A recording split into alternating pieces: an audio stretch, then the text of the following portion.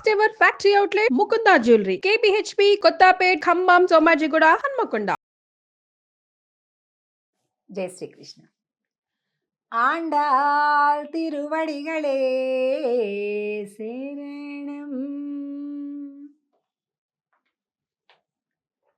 ఈరోజు 2 పాసురాలు శాత్తుమరై పాసురాలు అని అంటారు. మంగళాశాసన పాసురాలు.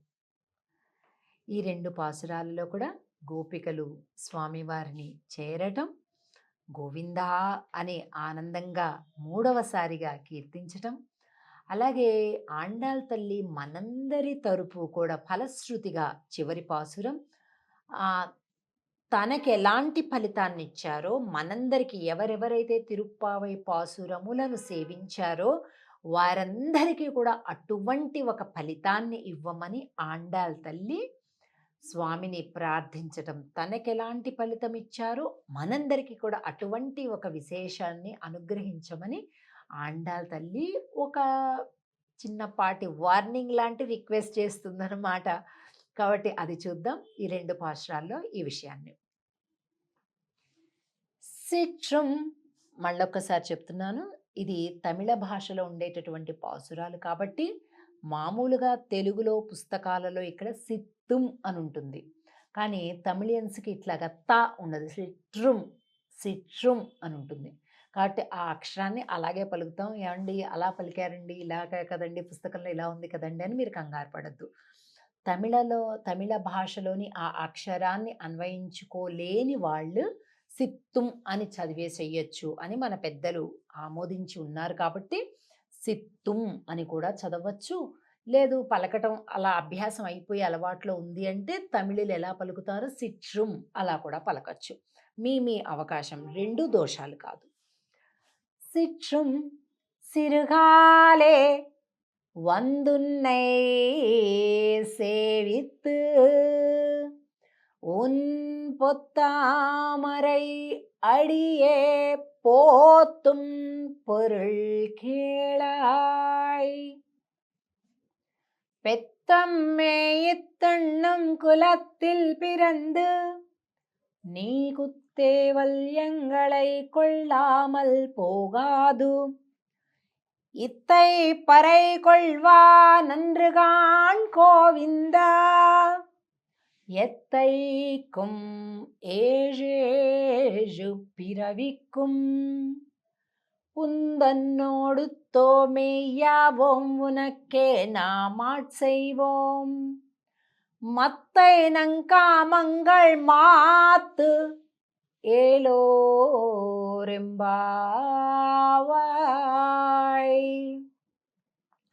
సిట్రం సిరుగాలే, చాలా తెల్లవారుజామునే సిట్రం సిరుగాలే వందు ఉన్నై సేవిత్తు, లేచి వచ్చి.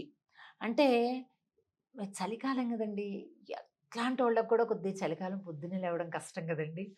అయితే అదేదో మనం ఒక దీక్ష కానీ వ్రతం కానీ ఏదైనా కమిట్మెంట్ ఉంటే తప్ప, అలాంటివేమీ లేకపోతే మాత్రం 7, 8 లేవడం అంతేనండి. చలికి బాగా ముడుచుకొని దుప్పటి తీయకుండా బాగా గట్టిగా ముడుచుకోవటం, వెచ్చగా పడుకోవటం ఎవరికి ఇష్టం ఉండదు కనుక అలాగే ఉంటుంది.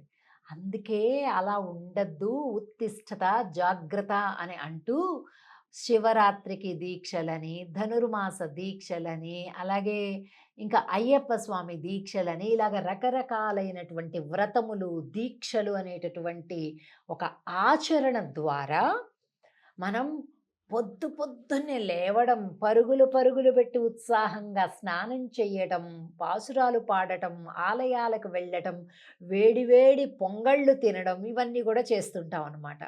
కనుక ఈ గోపికలందరూ కూడా ఈ సమయంలో ఇలాంటిది ఆచరించారు కదండి. అందుకే సిట్రం సిరుగాలే వందు ఉన్నై సేవిత్తు, నిన్ను సేవించుట కొరకు వచ్చాము. ఉన్ పొత్తామరై అడియే పోற்றும் పొరుల్ కేళాయ్. పొత్తామరై బంగారు తామరల వంటి మీ 2 శ్రీపాద పద్మములను ప్రార్థించి సేవించి విన్నవిస్తున్నాం. వినండి స్వామి. అంటే స్వామి యొక్క తిరువడి తామరలు అంటారు. అంటే స్వామి యొక్క శ్రీపాదములు అన్నమాట. ఆ శ్రీపాదములు తిరువడి తామరలను సేవిస్తున్నాం. பெத்தம் மேய்த்துண்ணும் குலத்தில் பிறந்து நீ குத்தேவல் எங்களை கொள்ளாமல் போகாது இத்தை பறை கொள்வா நன்றுகான் గోవిందా. ఇది ఆ గోవింద పరై అనేటటువంటి వాయిద్యాన్ని నీ దగ్గర తీసుకువెళ్ళటం కొరకు వచ్చాను స్వామి అని. మీరు ఒక విషయం గమనించి ఉంటారు. తిరుప్పావైలోని మొట్టమొదటి పాసురం மார்கழி திங்கள் மது நிறைந்த நன்னாளால் நீராடப் போதுவீர் போதுமினோ நேருஜர் சீர்மல்கு மாய்ப்பாடி செல்வச் சிறுமீர்கள் கூர்வேல் கொழுந்தொல்லன் நந்தகோபன் குமரன் ஏறாரந்த கண்ணி யசோதை இளம் சிங்கம் கார் மேனி செங்கன் కదిర్ మదియంబోల్ ముగత్తాన్ నారాయణనే నమక్కే ఏంటండి పరై తరువాన్. అక్కడ పర అనే వాయిద్యాన్ని కావాలి అని మేము వచ్చాము అని అన్నారు మొదటి పాసురంలో. ఇప్పుడు ఇది చివరి పాసురం, ఇంచుమించుగా చివరి పాసురం. ఇంకా ఫలశ్రుతి కాకుండా ఫలశ్రుతి ఒకటే ఉంది పాసురం. ఇక్కడేమంటున్నారు చూడండి. ఎత్తై పరై కొల్వానండ్రుగాన్ గోవింద, నువ్వు అనుగ్రహించినటువంటి పర అనేటటువంటి వాయిద్యాన్ని అడగటానికి వచ్చాము అంటున్నారు. మరి వ్రతం అయిపోతుంటే వీళ్ళు నిజంగా పర అనే వాయిద్యం కోసమే వచ్చి ఉంటే ఈ పాటికి ఇచ్చేసి ఉండాలి కదా కదండి. కానీ కాదు, ఏదో ఒక వ్రత సాధనము అని ఒక వంక పెట్టొచ్చారు వీళ్ళు. నిజం కాదది. వ్రత సాధనము అయినటువంటి పర అనే ఒక నెపంతో వచ్చారు స్వామి దగ్గరికి. ఎత్తైకుం ఏజేజు పిరవిక్కుం ఉందన్నోడు ఉత్తమే యావోం ఉనక్కే నా మాట సేవం. స్వామి, నువ్వు కాదన్నా మేము నీ సొత్తు కాకుండా పోతావా? మేము కాదన్నా నువ్వు మా స్వామివి కాకుండా పోతావా? కదండి. ఇప్పుడు చూడండి, ఏ బంధమైనప్పటికీ కూడా తెగిపోయింది అంటారు. తెగిపోవడం అంటే ఎలా తెగిపోతుందండి? ఉదాహరణకి సాధారణంగా మనం వినే మాట, భార్యాభర్తలు బంధం తెగిపోయింది అంటారు. విడాకులు ఇచ్చేస్తే తెగిపోయినట్లు అంటారు సంబంధం. ఎలా తెగిపోతుందండి? అదో కాగితం ముక్క.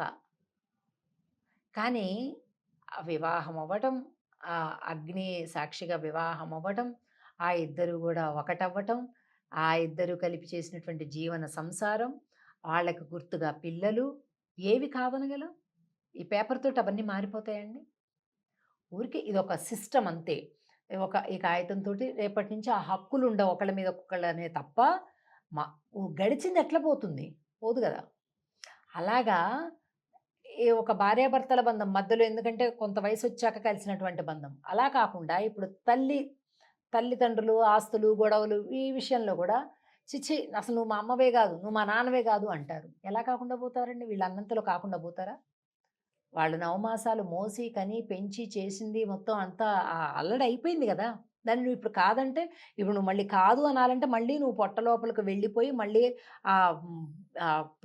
9 నెలలు వెనక్కి వెళ్ళిపోయి మళ్ళీ మొత్తం కాదని లోపలికి వెళ్ళిపోయి కలిసిపోయి మళ్ళీ ఆవిడ మీ తల్లి కన్యగా ఉన్నప్పుడు ఎట్లా ఉందో అట్లా అయిపోతే కానీ నువ్వు కాదన్నది అవుతుంది. అలా ఎక్కడైనా జరుగుతుందండి?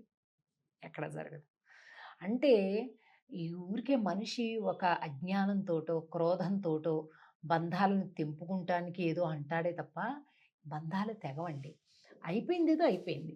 అయితే ఈ లోకంలో ఉండేటటువంటి ఈ సంబంధం, ఈ కొంత జీవితం ఇదే తెంచుకోలేమే.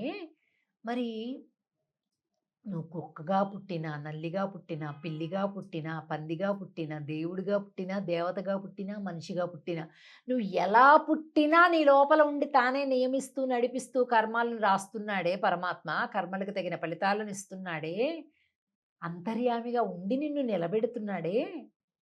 మరి ఆయన నేను వేరు, ఆయన లేకుండా నేనుంటా, మేము విడిపోయాం, భగవంతుడికి నాకు ఎటువంటి సంబంధం లేదు అని అంటే అవుతుందా అండి? అవ్వదు. అందుకే చెప్తుంది, ఏజేజు పిరవిక్కుం, నీకు మాకు ఉండే సంబంధం ఎన్నెన్ని జన్మలున్నా కూడా తెగిపోవట్లేదు. మత్తైన ఇంకేమన్నా ఉంటే కోరికలు కోరుకోండమ్మా అంటున్నాడు ఆయన. ఏమంటున్నారు తెలుసా? మత్తైనం కామంగళ్ మాతు, మాకింక ఎటువంటి కోరికలు లేవయ్యా. మాకే ఉన్నాయి కోరికలు, అన్నీ ఉన్నాయి. ఏమన్నా లేకపోతే కదా కోరిక కావాలనిపించేది. మాకేమీ లేవు కోరికలు. నిన్ను దర్శించటం, నిన్ను పూజించటం, నిన్ను సేవించటం, నీతో మాట్లాడటం, ఇంతే. ఇదే కోరిక, అదైపోయింది, ఇంకేం అక్కర్లేదు అంటున్నారు. ఇది గోపికల యొక్క భక్తి. ఇక తర్వాత ఉండేటటువంటి 30వ పాశురాన్ని, ఇప్పుడు 29 చెప్పుకున్నాం. ఫలశ్రుతి 30వ పాశురాన్ని కూడా ఇదే రోజు, ఈ రోజే విన్నపం చేసుకుంటాం. దాన్ని కూడా చూద్దాం. జై శ్రీకృష్ణ. ఆండాల్ తిరువడిగళే